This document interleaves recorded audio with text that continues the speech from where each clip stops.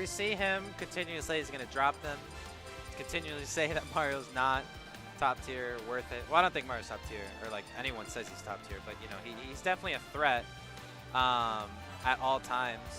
And you know, with what's going on with all the things in the metagame right now, with swords being so relevant all the time, you know, we definitely got to think about the fact that Mario's power is definitely lessened. So we're going to see probably maybe a starterville, maybe a final destination. They're just hovering. I'm just talking.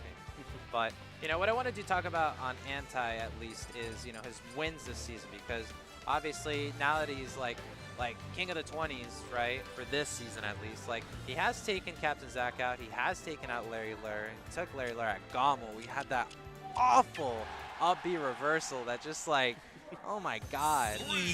Like it was just that set. It was just like seized that tournament out of Larry's hands. It was just like awful. But not only that, of course, he does have that top 8 placement at, I believe, DreamHack Atlanta. With that 5th place, very strong performance, and a good number of PGR wins as well. He's one of the few players that is, despite not having too many PGR wins, he has a positive record on the PGR, and weirdly typically loses to more unranked players. That said, though, Anti still a slightly never count him out. But yes, never count out Anti. He is at his best. He is a terrifying, terrifying force. Yeah, Mystery got 33rd at EVO 2017, 13th at DreamHack. I mean, that's something that, like, even for, you know, a Marth main, because he is a Marth main that has opted now to use a little bit more Lucina, that's, you know, definitely something to be talked about, because it's hard out there for a solo Marth main, and he's been doing that for a while. People say, use Cloud, and he resists. So, in the lead right now, 6% extra credit, but likely to potentially die right now, being such high percent, and there it is. Excellent up B out shield coming out from Mr. E. Definitely the option that would allow him to get the kill right there. And it's interesting seeing the difference between, say, Mr. E's ledge trapping and MK Leo's. MK Leo loves to opt for that jab to cover the ledge, cover stuff like neutral get up. But Mr. E will more often go for aerial actions, that up B out shield, the retreating neutral air. It's a very different dynamic in terms of ledge trapping. Yeah, Mr. E's style is something that's like, it's like very scrappy, and I love it because like with Marth and Lucina, who like are, you know, admittedly characters that need to be precise, like he just gets in your face and just does what he needs to do to close the stock out. Nice landing with the fireball, of course. Yeah. Landing into the spot dodge to avoid the grab too. Going very, very deep with that forward air. Great tracking. I love to see players that do that because that's when the decision that makes the stock is taken. Ooh, he's out. He's going to go on the platform, saving him there. And an excellent catch on that jump with that up air. Beautiful rise. And that'll take the first game for Mr. E. And I want to say that Mystery opted for Lucina in this situation because as Marth on that up air, because it hit the middle of her sword, Anti wouldn't have died. But here with Lucina, you have a little bit more power throughout the sword instead of, you know, you sacrifice Tipper, of course. Who wants to sacrifice Tipper? But if precision is not the question, right, and you're not trying to kill with Tipper, then why wouldn't you go to Lucina in these situations?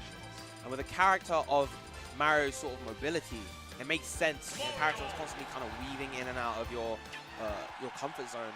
It does make sense to go for the more consistent approach of Lucina's kit over the precision required for Mars. So game 2 now starting on Smashville. We're going to see if Anti can fire back to cause a game 3 situation, which is again something that's so treacherous to see. Two players of their caliber fighting for winners, seeing who's going to stay in winners, who's going to go into losers. At least they're both not in losers, but these are the rounds that people really start coming up to the stage to see because some of their favorite players duking it out. Absolutely. We see a relatively even game coming out from these two. Anti did take the early lead in the previous game, but of course Mr. E was able to win.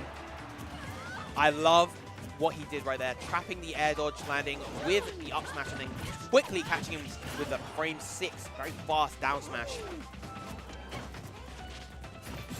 Yeah, Mystery, of course, varying his movement with B reversals that potentially break shields, but Anti was in no position to have his shield broken because he was in the air, but ooh, That's an easy punish. bold. But bold is not what's going to work right now. Bold and the brash, not in this game of Smash. But that up B, more than enough to take the stock once again. So Mystery is sitting pretty right now to potentially make this 2-0. I mean, 37% isn't that much to get over. 57 now, 64. But he will have to use that sort of his advantage because that's Mario's greatest weakness in this matchup is getting around that blade. Yeah, once he's able to reset neutral, just holding that advantage with the sword, just keeping Mario out of that range to kind of land and just get back to where he needs to be. Excellent spot dodge from Anti. He would have got his shield broken and he's able to take the game. Questionable DI there because that was the front part of the down smash, and I want to say that he was able to live, but you know that's very difficult to say. He was at 100%. Well, we didn't see the red lightning coming out there, so maybe Mr. E was trying to fade back with something. He ended up having incorrect DI by holding back, but you know, we see the result of that game. It seems like we're having a shift to Lilac Cruz. So I think Antai's keeping his poker face on because he can take out so many different characters for this game 3, but he actually elects to stay with Mario, seeing as how Mystery continued with Smashville. Mario and Lucina on Smashville. Alright, so in these tense moments, a lot of the early percentages can determine most of the set only because those early leads that you get from those combos can really put a strain on your opponent. And right now we're seeing Mystery having to catch up to Antai, who has now thrown him off the stage, sitting at 76%. And one thing I'm really liking from Antai's play so far this game, oh, what an explosive forward air coming out, taking that stock very early, only 42% to his name. What I'm really liking about Antai's play so far is the care that he's making with his whiffs. When he whiffs a move or when he does a combo that normally wouldn't really be unsafe on hit, he makes sure to weave back so that Mr. E isn't able to punish him. Yeah, I mean, that Randy sort of, I wouldn't say random actually, that forward air is definitely a threat at all times with Mario when you're, you know, coming back to the stage, and Antai was able to close that out and now has that extra credit of 45%.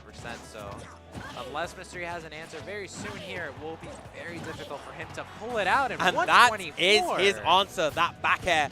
Fast and powerful coming out from Lucina. Not as strong as the Tipper Marth back air, of course, but it's still respectably strong in its own right. That was beautiful. He did a double dash into a reverse nair to actually clip Antai as he was coming off the stage. That was great movement on Mr. E's part.